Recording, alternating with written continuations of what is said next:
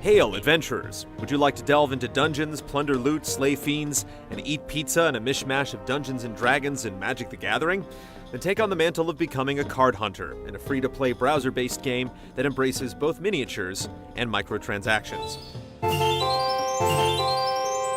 Card Hunter is divided into the realms of single-player and multiplayer, boxed by a frame story that's pure Poindexter.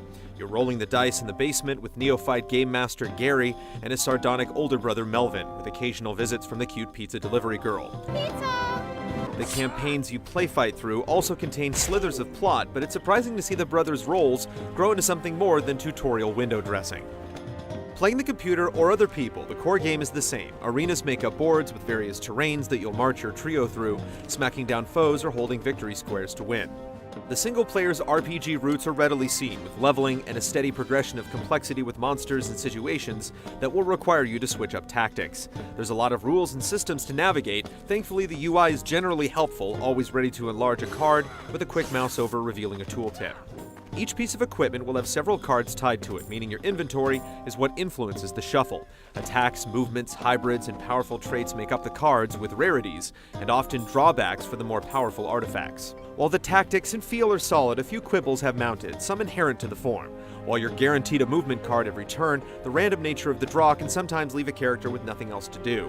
With every adventure rewarding you with loot, it can be overwhelming to manage equipment, and in turn a deck, as higher level systems like power gems and skill slots unlock.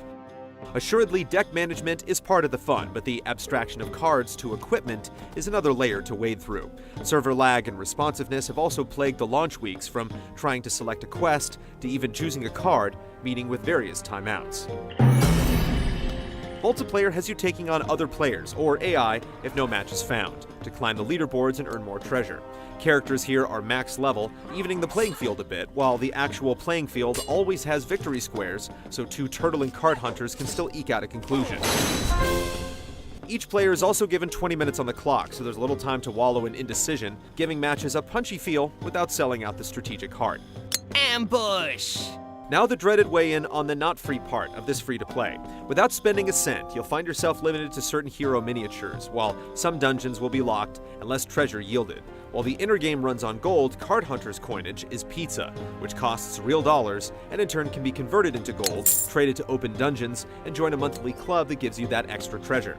There's nothing too egregious, except perhaps the chest store that lets you slide other massive amounts of slices for failsafe epic items. There's also a particularly priced package at $25 that gives some pizza, unlocks all the dungeons, and some characters that could be seen as the equivalent of paying for the game. Multiplayer-wise, paying to win is somewhat stunted by the random luck of the draw. There's also the fact that playing through the single player to a certain point will slide you over to the multiplayer and comp you some pizza to get a very valid starter pack. Better equipment does lead to better cards, but the way the game is weighted, even lowly leveled boots can help win the day. Likewise, the ranked matches try to place you with evenly skilled opponents, which will hopefully normalize talent over gear. It's the early days of Card Hunter, but it feels charming and exhilarating, with the promise of co-op and new campaigns in the future.